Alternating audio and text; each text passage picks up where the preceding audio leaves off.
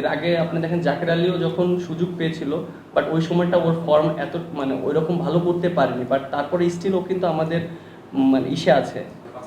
Last দুইটা series কিন্তু ছিল তারা দুইজন আপনি যদি দেখেন যে সোয়ানকে যখন আমরা নিয়েছিলাম তখন কিন্তু দুইটা সিরিজই খেলেছে, টানা 6টা ম্যাচ খেলেছে। আফগানিস্তানে যদি দেখেন 3টা ম্যাচ, ওয়েস্ট ইন্ডিজের সাথে 3টা ম্যাচ খেলেছে, 6টা।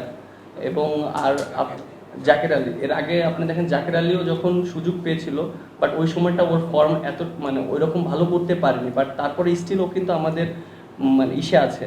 দুইটা প্লেয়ারই কিন্তু আমাদের স্টিল 20 জনের স্কোয়াডে আছে ওডিআই ইসে। এমন না যে তারা ওডিআই থেকে চলে গিয়েছে, আবার অপরচুনিটি যখন আসবে তখন আবার তারা সুযোগ পাবে।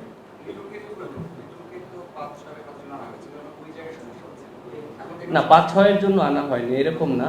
আমাদের জাস্ট মিডল অর্ডারে আমরা একটু ওয়াইড ছিলাম। লাস্ট দেখেন আমিও একটা সময় মিডল অর্ডার খেলেছি, আপনারা যদি দেখেন, বাট আমি ওখান থেকে বেরিয়ে এসেছি।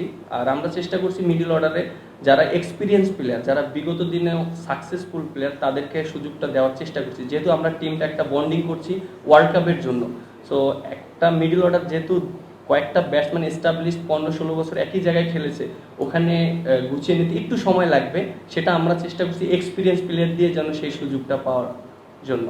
না, আমরা এই প্রথম মেবি 11টার দিকে মনে হয় ম্যাচ খেলবো, ফার্স্ট টাইম ওডিআই খেলবো। বাট যেহেতু আমাদের হোম কন্ডিশন, আমরা অনেকদিন প্র্যাকটিস করেছি, এটা আমাদের অ্যাডজাস্ট হয়ে যাবে এবং আশা করি এটা বেশি কোনো এফেক্ট করবে না। আমরা অবশ্যই প্রপার ক্রিকেট খেলতে চাই। আর আপনি যদি দেখেন, আমি অবশ্যই অ্যাজ এ ক্যাপ্টেন হিসাবে চাবো ব্যাটসম্যানরা অনেক বেশি রান করুক এবং টপ অর্ডার থেকে রান করুক, মিডিল অর্ডাররা যেন ফিনিশটা ভালো করুক এবং পেস বলাররা 5 উইকেট পাক।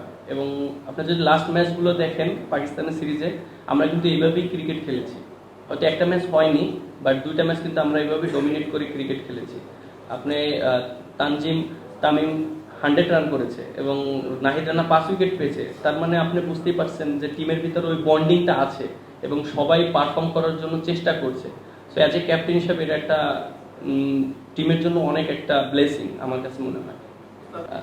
আপনি যে কথাটা বললেন যে টিমের কিছু প্লেয়ার আছে যারা যে সময় ফর্মে থাকবে এবং পটেনশিয়াল প্লেয়ার যারা সাকসেসফুল প্লেয়ার হয়েছে এবং অনেক সময় ফর্মে থাকে না।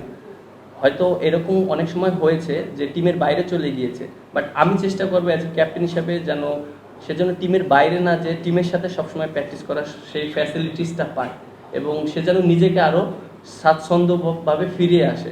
সো আমি এই জিনিসটা সবসময় চেষ্টা করবো।